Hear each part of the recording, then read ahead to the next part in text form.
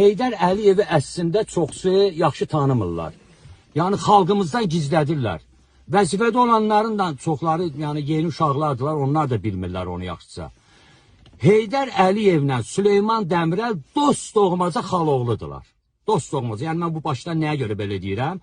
Çünki Süleyman Dəmirəlin də anası, Heydər Əliyevin də anası Şamiyanın, erməni, 26'ların içində Şamiyan olubdu erməni.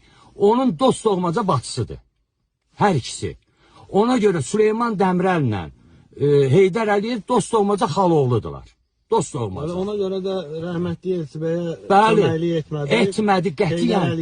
Heydər Əliyevə milyonlarla kredit pul verdi adı altında, sildilər, elədilər, yəni dost doğmaca.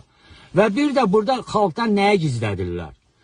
Heydər Əliyevin anasını şəxsən, mən bunu 100 belə faiz deyirəmsə, arxain onu ürəyinizi buz kimi saxlayın.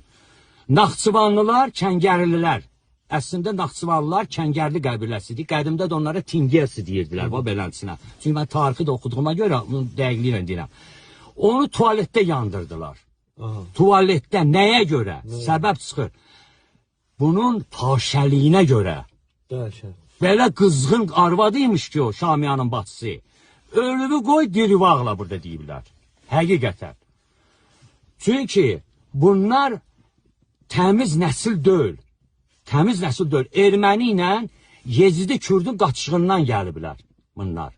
Heydər Əliyev erməni ilə Yezidi Kürdün qaçışığından olan bir KGB-nin adamı. Onu çoxları deyirdi, amma biz dəqiqliyini bilmirdik. Bu dəqiqlidir. Hardan gəlir, mənbə. Ha. Bunlar yəni ki dəqiqliklə mən sizə deyirəm ki, yəni açın Azərbaycan ensiklopediyası 1967-ci ildən Azərbaycan ensiklopediyasını Heydər Əliyev yandırdı, məhv elədi. Qoymadı orada bir şey qalsın. Və özü yazdırdı yeni ensiklopediya. O ensiklopediyada siz tapa bilməzsiniz nə anasının haqqında, nə bir qovma qrəbəsinin haqqında, hardandır, nədir. Yaşını da o kiçiltmişdi. Yaşını kiçildib.